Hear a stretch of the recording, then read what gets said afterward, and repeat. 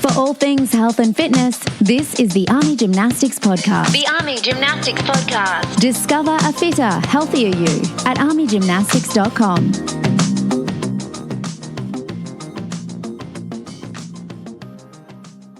Welcome to the Army Gymnastics Podcast, everyone. Today we're doing a really important deep dive. We're tackling a topic that, honestly, touches the lives of so many people. Diabetes.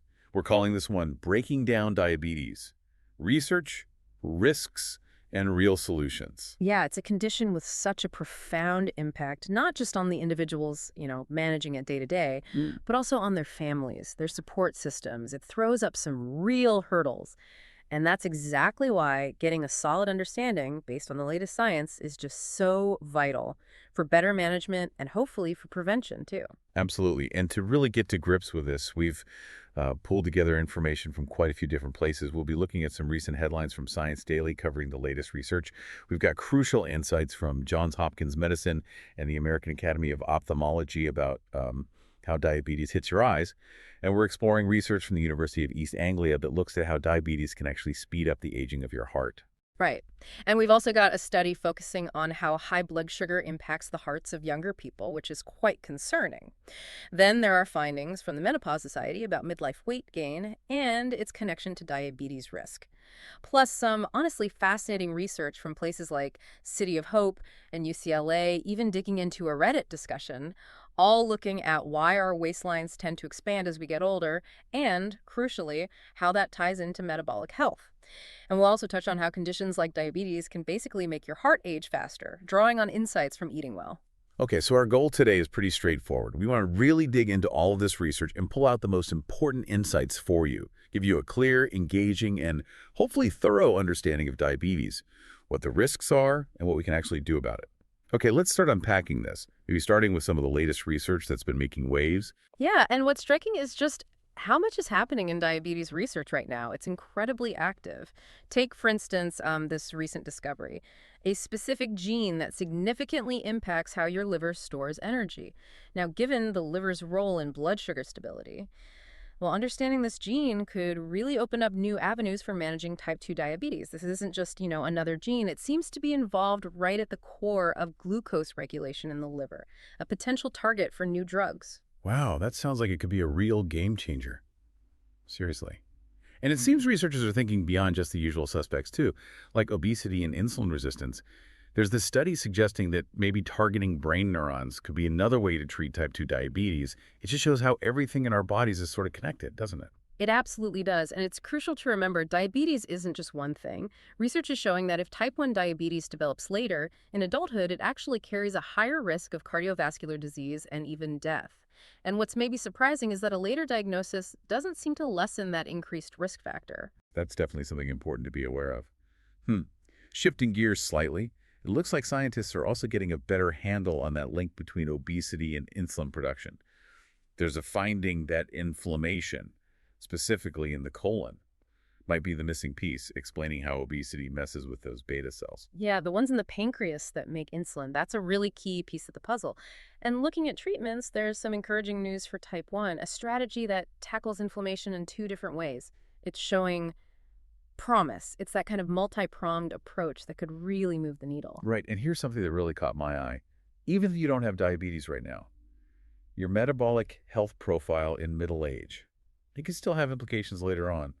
A study found that the same risk groups identified in middle-aged folks can apply to older adults too, even those without diabetes. Exactly. It highlights that long-term impact. Metabolic health really matters throughout life. And for those living with diabetes, managing blood sugar is critical for so many reasons, including eye health.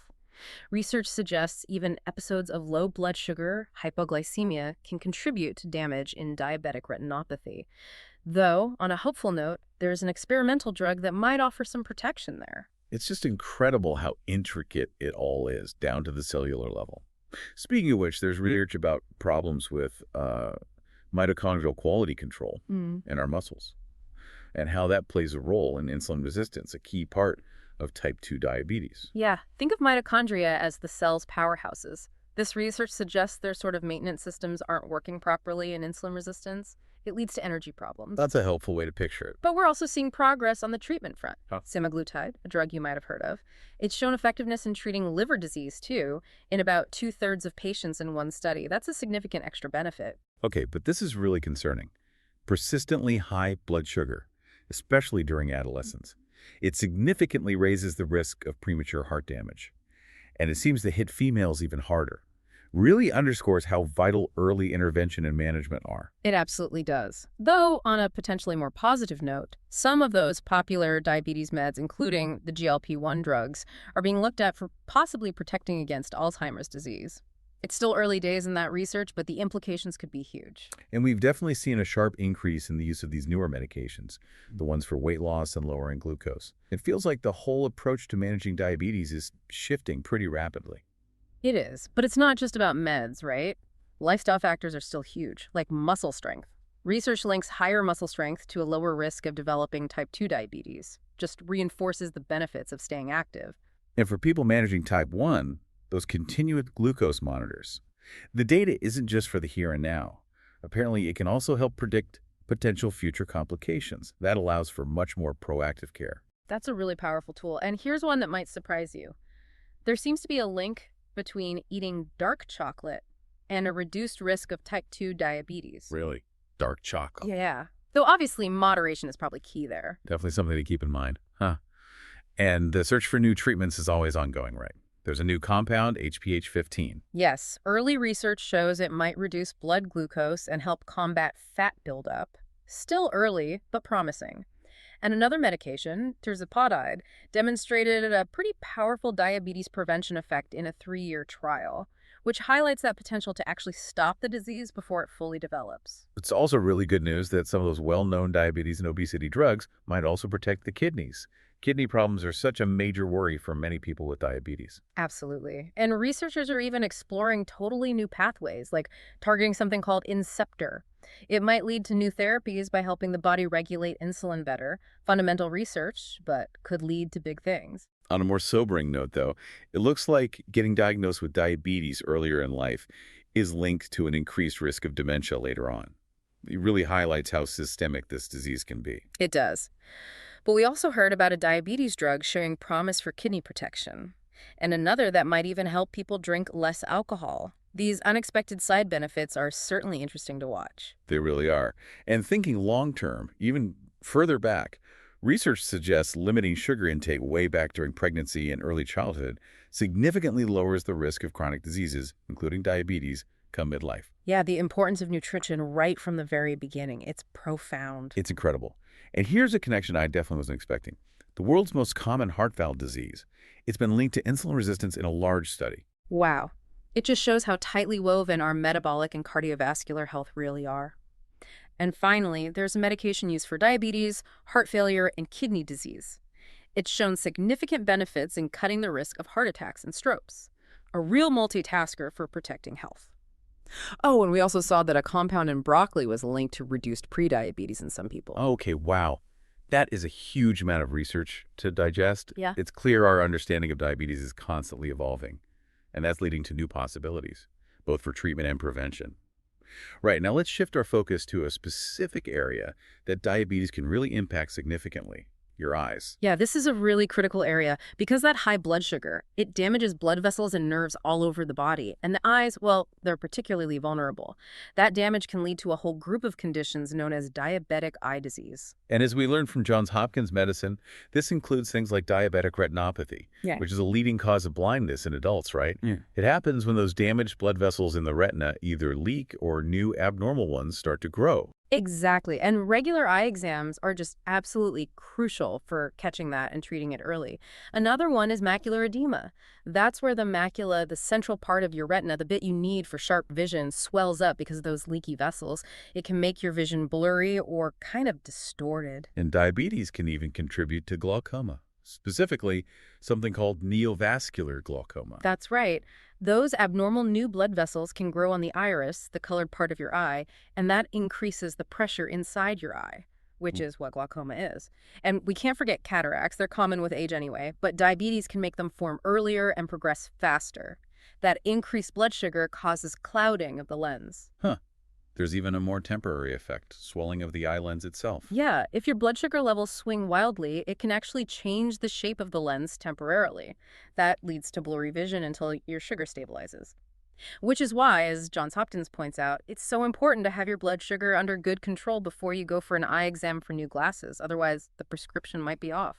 Makes sense. So prevention-wise, it really comes back to managing those key things, doesn't it? Blood sugar, blood pressure, cholesterol levels, keeping those in check. Definitely. And stopping smoking is vital too. Smoking damages blood vessels everywhere, including the eyes. Oh, and protecting your eyes from UV rays with sunglasses, that can help slow down cataracts as well. And for catching problems early, those regular diabetic eye exams are just non-negotiable. The doctor uses drops to dilate your pupils, right? Yeah. To get a good look at the retina. Yep. Or sometimes they use advanced tools like AI-powered retinal imaging now, which can help spot early signs of retinopathy. Early detection really is the absolute key to preventing serious vision loss down the line. Okay, so let's zoom in a bit more on diabetic retinopathy itself, using the details from the American Academy of Ophthalmology. As you said, it's caused by high blood sugar damaging those tiny blood vessels in the retina. That's right, and it generally progresses through two main stages. First is non-proliferative diabetic retinopathy, or NPDR. That's the early stage. Those small blood vessels start to leak fluid, causing the retina to swell.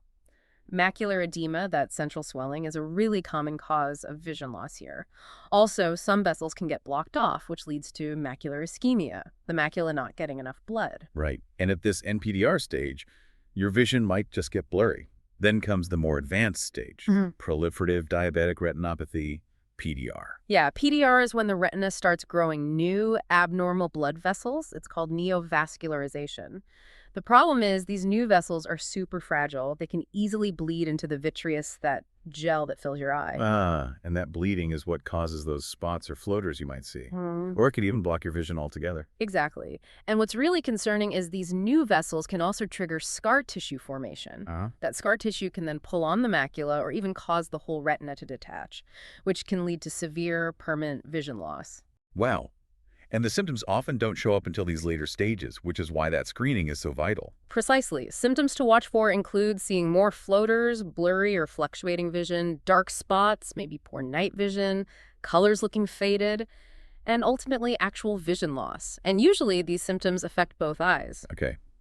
Diagnosis involves those dilated exams we talked about, but also more advanced imaging, like OCT. Right, optical coherence tomography, or OCT. It measures retinal thickness, detects swelling. Doctors might also use fluorescein angiography, or OCT angiography, to get a really detailed look at the blood vessels themselves. And treatments, what can be done? Well, it depends on the stage, but the absolute first step is medical control. Getting that blood sugar and blood pressure managed diligently. Sometimes that alone can actually improve vision a bit. Then you have things like anti-VEGF or steroid injections right into the eye to reduce swelling. Laser surgery can seal leaky vessels or shrink the abnormal new ones. And for really advanced PDR, there's a surgery called vitrectomy to remove the blood and scar tissue from inside the eye. The consistent message seems to be, prevention is paramount. Control your blood sugar, control your blood pressure. Get those regular dilated eye exams. Pay attention to any vision changes and report them fast. Get early treatment. Exactly. Even keeping blood sugar stable is important just for getting accurate glasses. It all connects. It really does. Okay, let's move on to another major area that diabetes impacts, your heart health. Yes, and that research from the University of East Anglia using MRI, it offered some really fascinating insights. They developed a way to figure out the functional age of your heart. And in people with conditions like diabetes or high blood pressure or obesity, that functional age can be way older than their actual chronological age. That's such an interesting concept, the heart acting older than the person. And the study found that for healthy folks, functional age and real age were pretty similar. Right. But for those with these health issues, the difference could be, well, pretty substantial. And what's particularly worrying is the impact of high blood sugar and insulin resistance during the teenage years. A large study showed these factors significantly increase the risk of worsening heart damage, both functional and structural. And they saw it more severely in females. So it's not just a risk that builds up over decades. The damage can start much, much earlier. And this fits with what we learned from eating well, too, right? They also stressed how obesity, diabetes, high blood pressure can prematurely age the heart muscle. They did. Their analysis showed people with these conditions often had hearts that just looked functionally older. Eating Well specifically pointed out that people with severe obesity could have hearts acting like they were decades older, sometimes up to 45 years older functionally. And for those with severe diabetes, especially in middle to older age, their functional heart age could be an incredible 40 to 56 years older than their actual age. Those are really, really sobering numbers. It just drives home the point that managing these conditions is about way more than just immediate symptoms. It's about protecting the long-term health and function of vital organs, like your heart. Absolutely.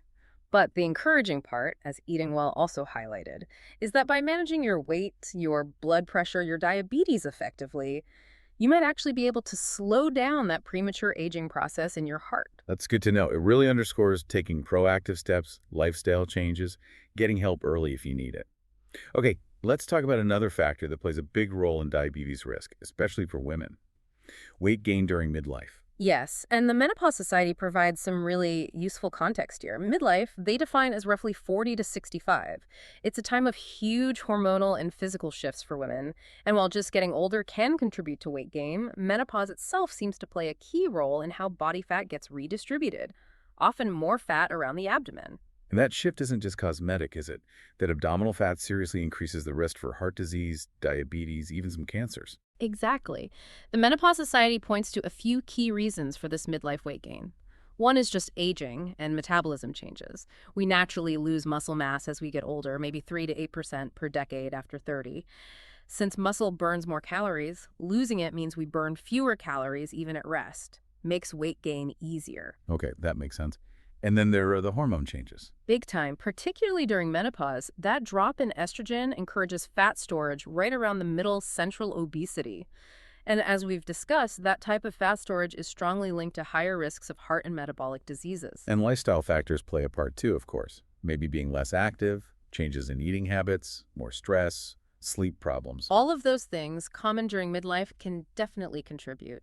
Even things like hot flashes and sleep issues linked to menopause can indirectly affect weight management. And the health risks tied to this midlife weight gain are pretty significant. Yeah, beyond the heart and metabolic stuff, high blood pressure, diabetes, cholesterol issues, fatty liver. It also raises the risk for certain cancers like breast and colon, puts extra strain on joints, leading to osteoarthritis. And it can even impact mental and cognitive health. Higher rates of depression, potentially contributing to memory problems later. So what's the advice for managing it? Well, the Menopause Society really emphasizes that healthy lifestyle choices are the foundation. Eating a balanced diet, lots of fruits, vegetables, lean proteins, whole grains.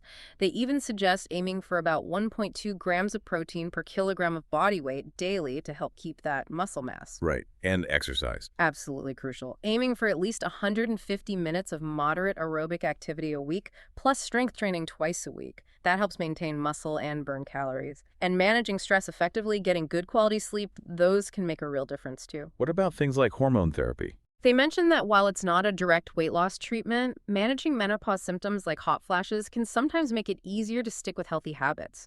For people needing more help, they also list anti-obesity medications, bariatric surgery, and even endoscopic procedures as potential tools. But the main message is regular monitoring and getting support from doctors, dietitians, fitness experts. It sounds like it's about setting realistic goals and seeing weight management as a long-term thing. Exactly. Even just preventing more weight gain can be hugely beneficial for health during midlife and beyond. Losing even a small amount of weight can improve health markers and cut down those chronic disease risks. Now, let's get into some really fascinating new research that helps explain why those waistlines often expand in middle age. Okay, this sounds really interesting. Research in mice, but then confirmed in human cells. It suggests that as we age, our stem cells actually kick into overdrive, producing more belly fat. That's the finding. It's apparently the first solid evidence that the increased belly fat common with aging is directly because stem cells are churning out more new fat cells. Wow. And they identified a new type of adult stem cell that shows up as we age. Yeah, they're calling them committed preadipocytes, age-specific, CPAs for short. They hang out in white adipose tissue, that's the fat-storing kind, and they seem specifically geared towards making new fat cells in older individuals. Helps explain that increased weight gain tendency. And they even figured out a specific signaling pathway involved, LIFR. Yes, the leukemia inhibitory factor receptor pathway. It seems critical for letting these CPA cells multiply and actually become fat cells in older mice. It's like a switch gets flipped with age, telling these specific stem cells, okay, time to make more fat. And crucially, they found similar cells in human tissue too, from middle-aged people. That's right, increased numbers of these CTA cells, and they also showed a high capacity for creating new fat cells. It strongly suggests this mechanism isn't just a mouse thing, it's likely happening in us too. So this research really points towards the importance of finding ways to maybe control the formation of these new fat cells as a potential strategy against age-related obesity and related problems like diabetes. Exactly. If we can understand these CPA cells better, how they work, what controls them, it could open up completely new therapeutic avenues down the road. That's incredible. So future research might look at ways to target these cells, maybe eliminate them or block their activity. That seems like the logical next step, tracking them more closely in animals and humans, figuring out how to potentially intervene to prevent that age-related fat gain. It's a really exciting new area. It truly is. Okay, we have covered a ton of ground in this deep dive on diabetes. From that wave of ongoing research uncovering new mechanisms of potential treatments, to the really significant ways diabetes impacts eye health and heart health, the challenges of weight management in midlife, and that strong link to diabetes risk. And finally, this just fascinating discovery about stem cells actually driving age-related belly fat. Yeah, and when you pull it all together, you see these really intricate ways our bodies change as we age. Stem cell behavior, hormonal shifts. It definitely gives you a lot to think about. It really does. So here's a final thought for you, our listener, to mull over. Considering all this detailed information, these insights into how our bodies evolve, how risks develop, how can we best integrate this knowledge? How can we use it to make proactive choices in our own lifestyles, to lower our individual diabetes risk, and really promote overall health and, longevity? What's one small, informed step you could take, maybe starting today, based on what you've heard? It really is about using this knowledge to empower yourself, making those informed decisions for your own health journey. And remember, for expert fitness advice and personalized plans designed to help you on that journey, you can visit ArmyGymnastics.com. It's your go-to resource to reach your goals. Start your journey today at ArmyGymnastics.com. Thanks for listening. For all things health and fitness, subscribe to our newsletter today. Find out more at ArmyGymnastics.com.